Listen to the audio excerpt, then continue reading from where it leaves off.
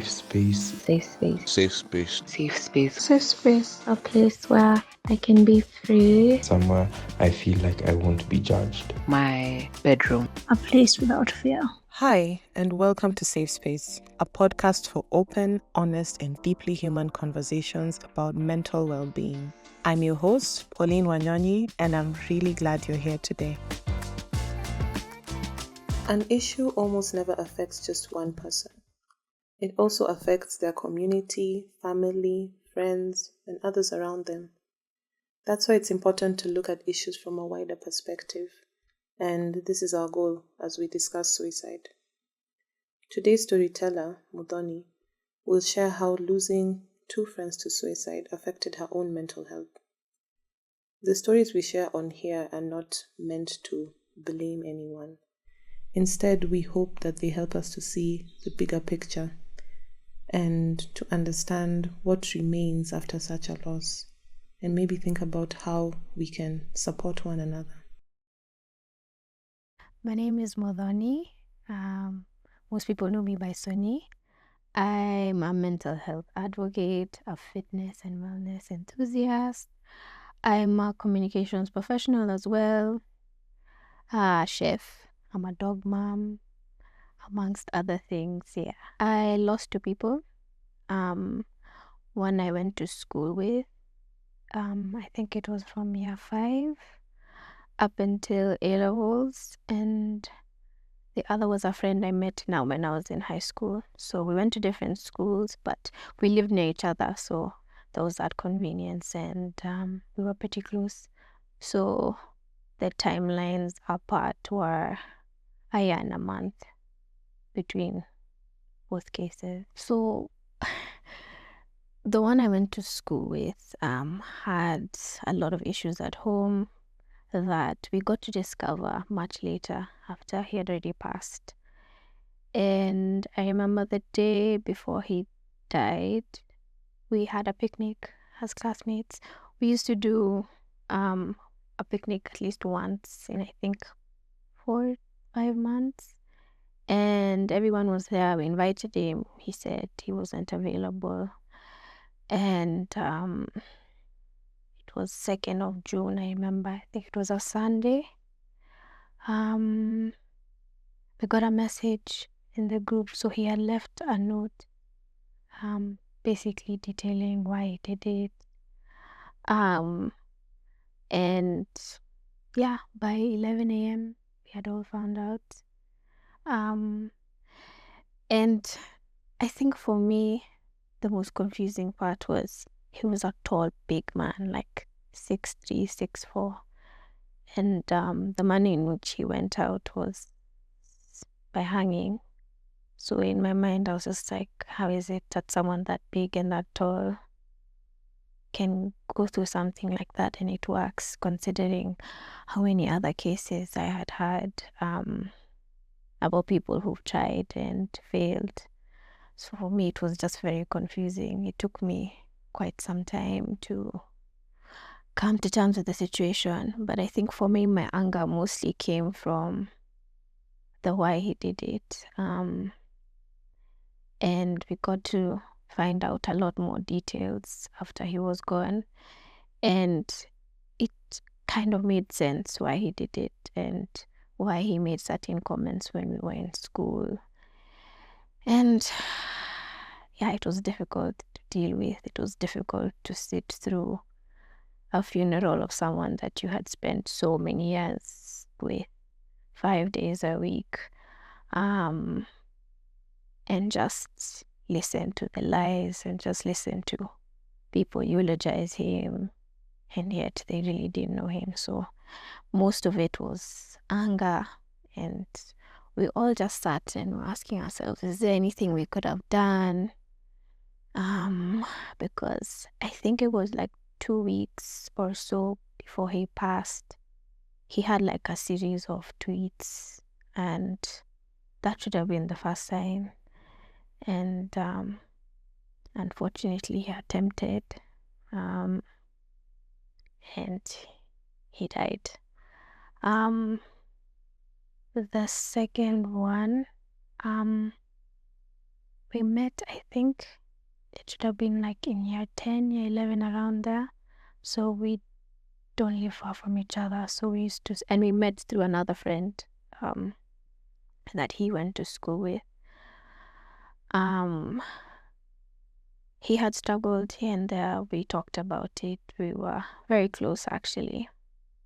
And I remember there's a time I was really going through it, and I called him. I was like, I'm really having a bad day. And he came, picked me up. We went, we had dinner, we had ice cream, and then we got like matching bracelets that had both our names on it. Dropped me home, and yeah, that was kind of what our friendship was about, being there for each other, especially on days when we didn't really have much to say, but we just needed company. So we were there for each other. And unfortunately, for this second case, he died the day after I had gone to my first therapy session.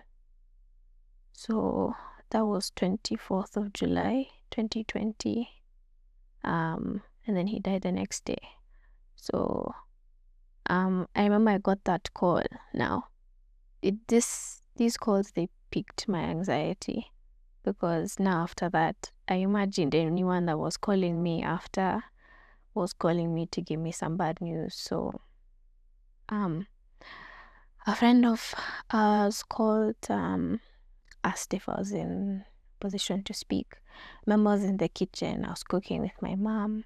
I was holding a bag of pasta, and he broke the news, which was very hard to believe, to accept, because we had made plans that week. We last spoke on Tuesday, and we planned to meet on Thursday, but like there was no communication, and I assumed maybe he's just having a busy day. We'll catch up later, which was kind of normal.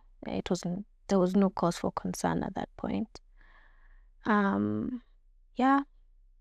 Then it happened. It was during COVID, which made everything even more difficult, because around that time is when I had like fully clocked that I was having my own issues. So this took me like 1,000 steps backwards. Yeah. I didn't manage to go for the funeral because of all the restrictions. I also didn't want his last memory to be a picture of him in the casket. It was already a lot for me. Yeah, it's been 5 years now since the second case. Doesn't get any better. I mean, you have days where you feel like, oh, he would love this. And I remember a year later, we had gone to Village Market. So we used to go to that cafe there specifically, and we had gone to like celebrate him. And we had our own specific table. That's how much we were there. So we used to frequent that place. And we always had Long Island. So when the waiter saw us, he knew automatically where we wanted to sit and what we wanted. And then he asked about him. And we kind of paused and we're like, gosh. I was like, no, he passed away. And you could see like his demeanor changed completely. It's almost as if he regretted asking. And then we explained to him what had happened. And it kind of changed everything, because you could see it's like it affected him, now specifically the waiter, and how he served like the rest of the evening, because we really observed him. And I guess it was out of either regret or guilt for asking, because now it kind of turned everything dull. But I try to keep their memory alive. It's been quite some time. I mean, I used to be one of those people that says it gets better with time, but I don't think it does. I mean, you have easier days than others, but it's really hard to understand what got them to that decision, because it must have been very difficult to be living with all the problems and all the issues that you see. That's your only alternative.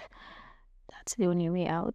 I've asked myself a couple of times. I know someone who's attempted like 5 times and it's never worked. So how comes they attempted and it worked? Just many questions. But grief is the price you have to pay for loving someone that much. So there were a lot of jokes when we were in high school. Jokes about hating certain people in their lives and certain people who are more like immediate family. And at that time we thought, we're just teenagers. Everyone says that. But the more that we learned, the more that we got to understand, he was dead serious when he said it. If it wasn't the jokes, there was also an aspect of aggression and anger, which is very valid given the circumstances. So, but you just think, everyone just thinks, you're just an angry teenager, you're always angry, we're always angry, but it was coming from a very different point. So if it wasn't the anger, I think also the drinking. You're young, you wanna have fun, you wanna go out, and that time I think guys my age were so heavily into cocktails. So we used to always just go out and have cocktails, and nobody thought that this drinking was an escape. Nobody just thought we're just having fun. So it's the tweets, it's the comments, it's the jokes, the anger, the drinking. Those are all the signs that we noticed but did not necessarily pay attention to because of how much we knew at that point. My parents are very supportive. With time, they've come to understand how it happens, why it happens, and that it's not always so visible to the eye that somebody is going through things. I've gone to a lot of therapy because death and grief has been the biggest contributor to even my own mental illness. So I've had very good support from my parents, from my siblings, from my best friends. Even in the smallest of ways, just till date, I think my parents take asking me how I'm doing every day very seriously, and not just as a conversation starter. It's like, how are you really doing? They notice every single sign. So I've gone to quite a number of therapists because therapy is also very, in as much as it's just talking, it's also very personal. So you won't talk if you don't feel like you're connecting with the other person. So I've had a lot of support. I'm thankful for that. That's what's carried me. I actually discovered last year that I had gone through depression for 7 years. I don't know if that's because I was not very present for such a long time, mentally that is. And my biggest contributor was death. I've experienced a lot of it, especially in the span of like 4 years. So between 2019 and 2023, I experienced, I think, a death or 2 or 3 every year. So it was a lot. I remember the first time I ever went to therapy was the day before now my friend died by suicide. 2 weeks later, my grandmother died. This was all during COVID. So imagine every new session you're going to see your therapist, it's just 10,000 steps backwards. And that's where my anxiety peaked from, because I had this thing called, I think it's called anxiety-related death. I'm not sure what the professional term for it is, because I had gotten so used to the phone calls of this has happened. So I even stopped picking my phone for quite some time, because it was always just like, here we go again. Also happening during COVID, like there was so much happening in the world, so it was already a lot. But the worst of it was in 2022. So the first half of 2022 was probably the worst time of my life. I was diagnosed in, I think it was end of January, beginning of February of 2022. I think also me being self-aware, I kind of already knew what it was. I just didn't know to what extent. And then I was put on medication. And that first 6 months was a lot, because I gained weight. I never planned to gain weight. I was suffering from memory loss. I was emotionally numb. So going from someone who's very expressive to not knowing how to express yourself or not feeling was very difficult. I was also in the last semester of uni, and it affected my attendance really, really bad. I'm thankful that I was given the grace by my lecturers around that time. But if it wasn't that, it was me being sexualized on the internet by a grown man who's almost twice my age on his YouTube channel, somebody that is very well known, who took a picture of mine from my Instagram. And this specific picture, I think, was the first picture I posted after I had gained weight. So it was very significant, especially for those who had known me before. I've grown up skinny my whole life, so the weight was very noticeable. And it was insane, because I woke up one day and I had so many DMs and people sending me links to that video, and I was watching somebody talk about you on the internet on his YouTube channel, who's twice your age. It's very scary. That was, I think, in March. I was starting my exams mid-March. I had to defend my dissertation. Remember, now I'm going through memory loss, so I don't even remember this dissertation that I've written. So they had to give me an allowance of a bit more extra time. So I ended up presenting, and I don't remember anything I presented after. That's how bad memory loss was. And then my best friend died in April the same year. I think that might have been the worst moment of my life, because we spent his last night and last morning together.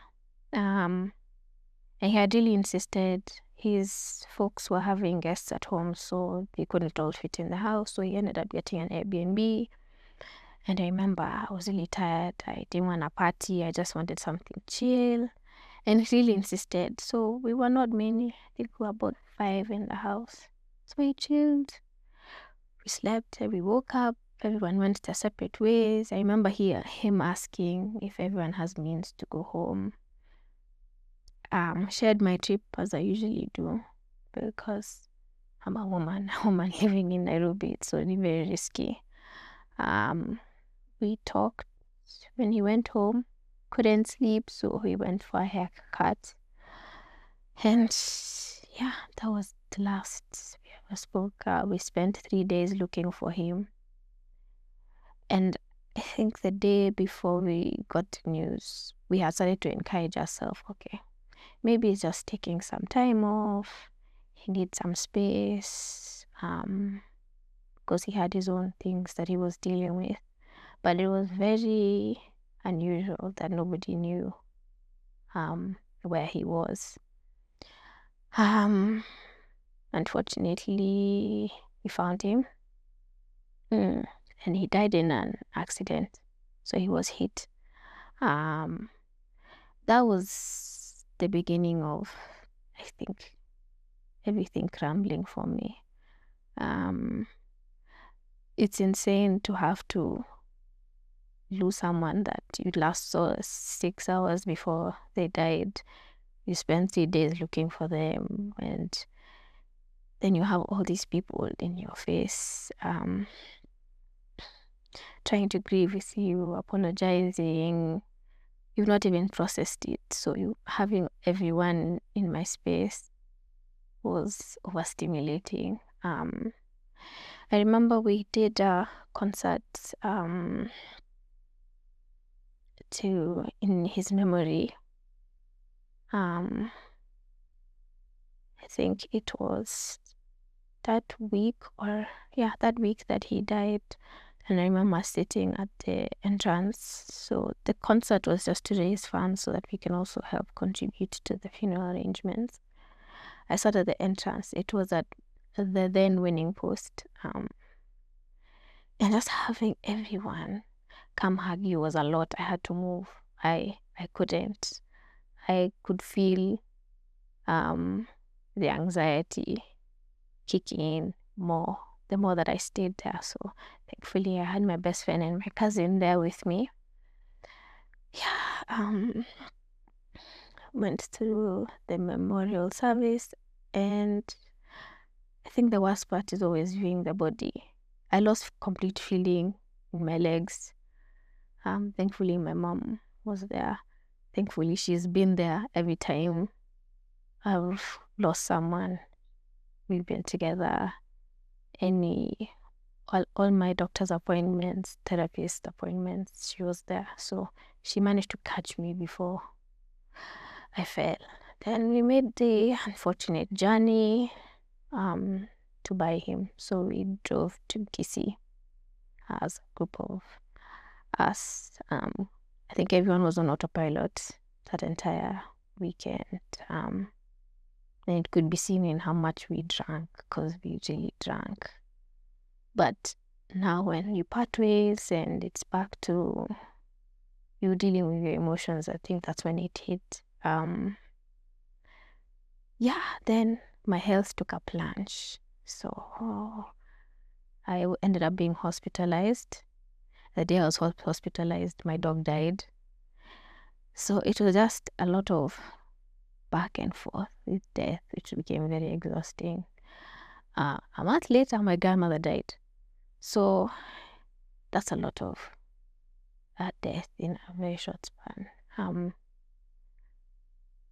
I stopped taking my meds. I woke up one day and I just stopped taking them, because I think my body had already gotten used to constantly taking medication, because I was sick a lot, and I just got tired of having to swallow so many tablets in a day. So I just stopped.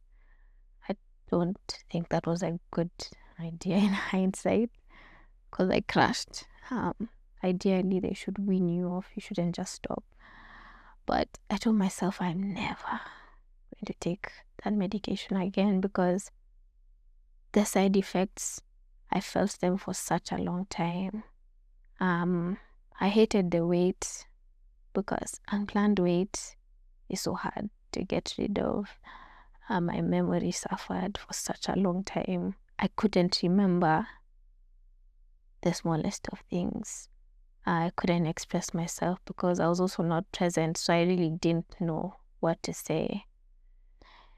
And it's been a lot, but thankfully I've had the right people around me. I've had the right support. That's also the last time I went to therapy, because I was just like, okay, I don't think I am in the right space, obviously, but in the space to talk. So I just kind of like stopped completely. I stopped talking about everything because I also didn't know what to say. It was also just, it felt very exhausting to be that person that constantly has something wrong going on in their lives. So the only person I could really talk to was my mom, because she had seen me at my absolute worst. So there's nothing that was going to be new for her. But I don't wanna say it gets better with time, because I have my very good days and my very bad days. So I try to take it a day at a time. I think the signs were realized mostly by the people that I live with, because it's very difficult. Rather, it's a lot easier to perform outside than at home. So I think for me the biggest one was memory loss, and I thought it was just one of the side effects for the medication, but I realized I'm just not remembering things. And for some people, it may seem like you're just pretending you don't want to. So if somebody is sharing a memory with me or something that happened, I don't remember. And a lot of them especially happened when I was having a manic episode. I think the switch is insane. When people tell you the things you did and you don't remember. I once had a breakdown in front of some people, and my cousin was there. And when I snapped out of it, I could see their faces, and everyone was so concerned and so confused. And I was laughing, and they're wondering, why am I laughing?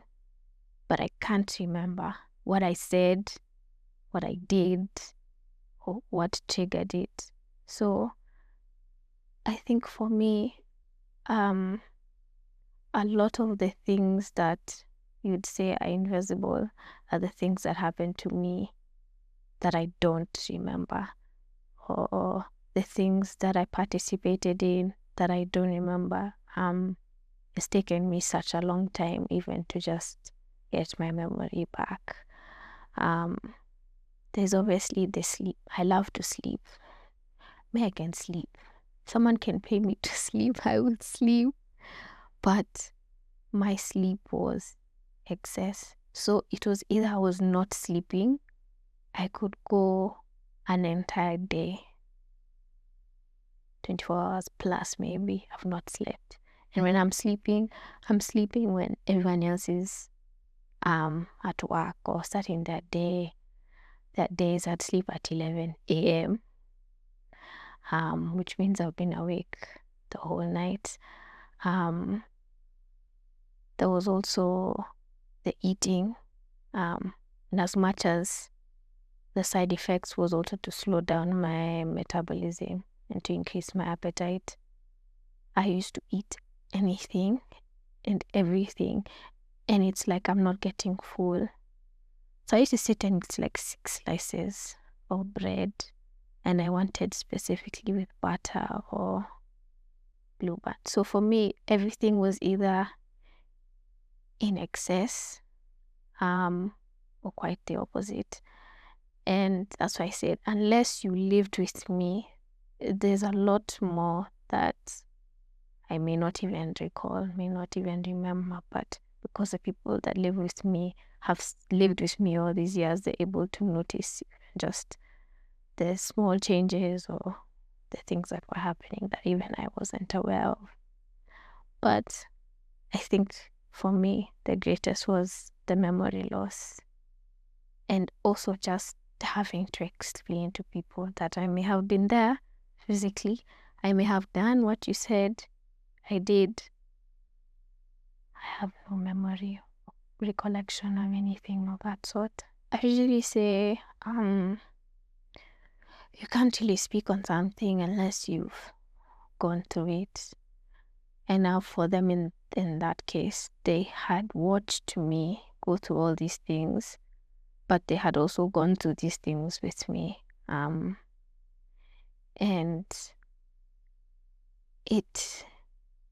I could tell, now looking back, I could tell there are some moments that were a lot for us both. But for them, the biggest concern was just me and me getting better. So my parents, I think from the first case when I lost a friend, my dad didn't understand depression and mental illness until he saw me go through it, and it softened him in so many ways. I remember the time when I was sexualized on the internet. It was a big thing that we even involved lawyers, because it was really bad. But he realized I was switching between, I want to party, I want to have fun. I'm drinking excessively, which I should not have been doing, also being on meds. And I don't want to see anyone, leave me alone. I don't want to get out of bed. I don't want to leave my room. So in as much as I was going through the switches, they were also going through the switches with me. And I've had a great deal of support for them. And I think that's why they take even just something as small as me being stressed very seriously, because they've seen how I've been when I've been stressed and the things that it's done to my body. So the support has been really great. I don't think I've ever gotten support greater than theirs, because I also stopped leaving the house for some time. So even if you wanted to see me, you had to go through my mom, because I'm not responding to messages, I'm not picking up calls. I tell the watchman, just tell them I'm not home, because I don't want to see anyone, I don't want to talk. I also didn't need a pity party. I didn't want people feeling sorry for me, because I've experienced a lot of that. So me living with them, and even till now, they've been very present and part of my journey. So I've grown up Christian household, gone to church, gone to Sunday school, gone through hopes, all of that. And I stopped going to church for almost 2 years because I was very angry. And I was very angry specifically at God. I'm like, if you say you're there, why are all these bad things happening? Why would you allow something like this to happen and happen repeatedly? So a lot of it was coming from a point of anger, and I was just like, you're not even there, so it means you don't exist. And thankfully, I live in a house that it's optional. So even just till now, going to church is optional, because it allows you to want that relationship. It's very different when something is being shoved down your throat and you're being forced to do something. You don't see the importance of it, or you're not willing to.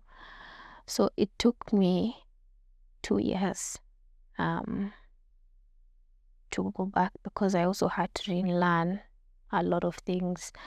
I had to understand that in as much as these situations have pained me, I think them having to live with the damages would have been worse.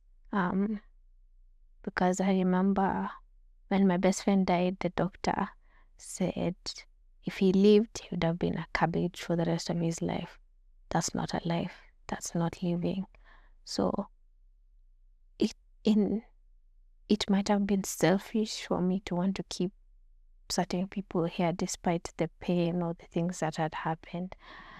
But I felt robbed of my time with them, even just my own grandparents. I felt like I used to think grandparents live forever. They're immortal because I saw my great grandmother live to 110. So my grandmother should live even longer.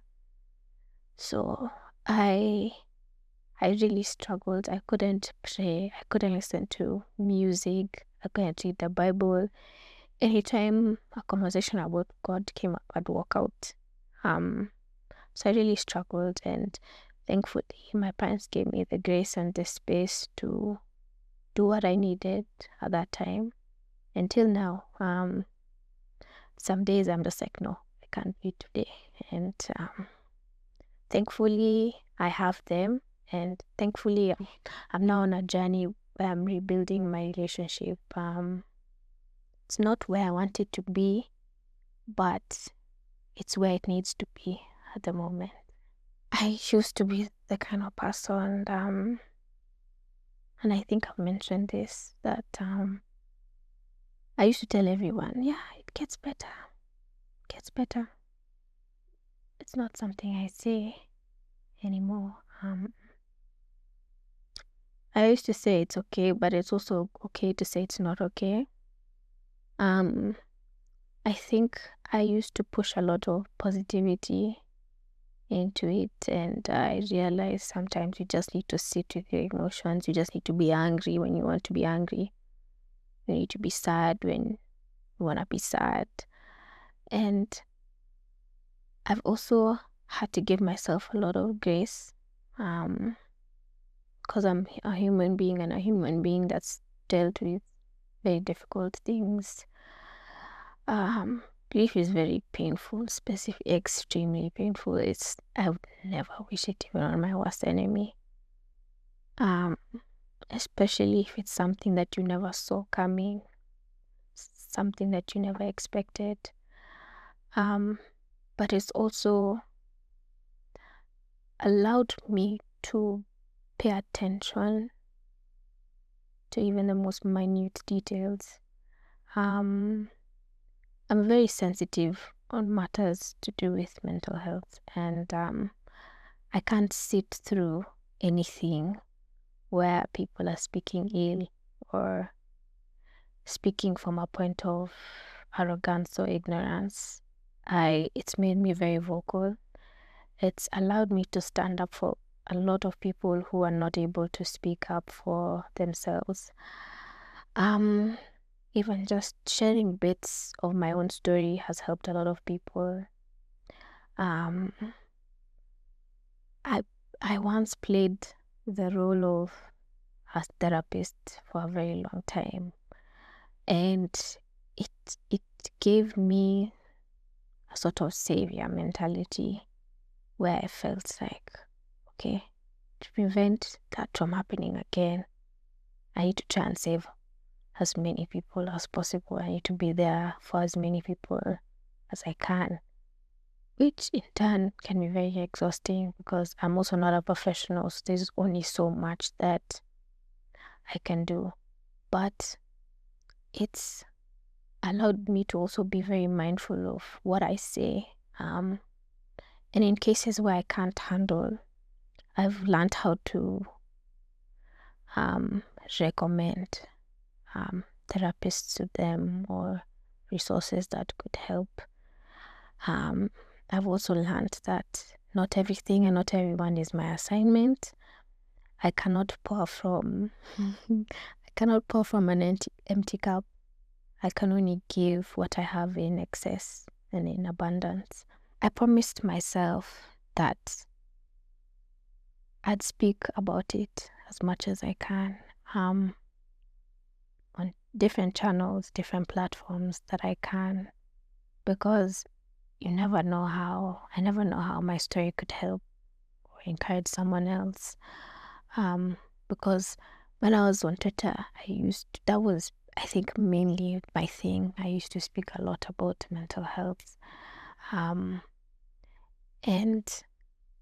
it's put me in a position to extend a lot of love to others, because I'm fortunate enough to have people who have been there with me throughout my journey and have never changed, especially having my parents there. You know how that generation is.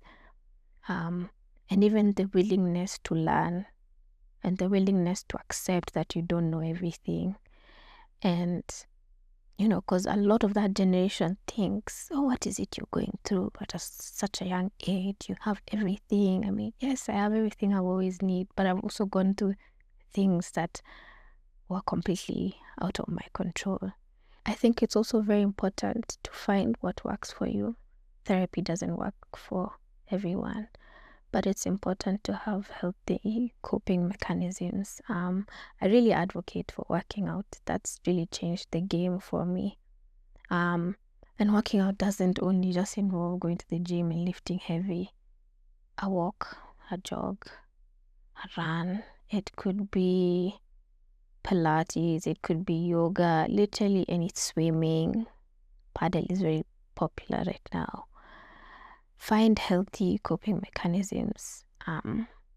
Find people who can be with you even on days where you can't. I think for me, my support system has been the greatest blessing I've had. It doesn't need to be 10 people. It could be 2. It could be one person that you feel like you can vent to, that you can sit with, even if you don't have much to say. And also be kind to yourself. You're someone that's going through a lot, has gone through a lot. Your journey is not the same as anyone else's. You can never compare yours to another, even if it's the same. So take it one day at a time. Be kind to yourself.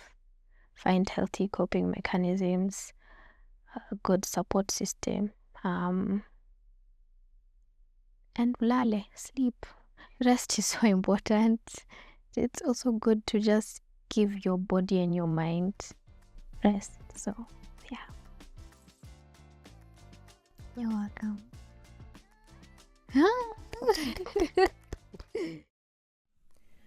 As I listen to Muthoni's story, I try to imagine a world where we are no longer afraid to speak about the hard topics, where we confront heavy topics with compassion, empathy, and a willingness to learn. A world where we welcome people and their pain and their stories without looking away, but instead choosing to walk with one another. Can you imagine how beautiful such a world would be? And that brings us to the end of today's episode. Thank you, Muthoni, for sharing your story with us. This episode was brought to you by the Artistic Psychologist. We would love to have you as part of our community, so subscribe to this podcast and follow us on our social media platforms. All links are in the episode notes. And finally, I'd like to leave you with a reminder. You're here, you're listening, and that matters. See you next time.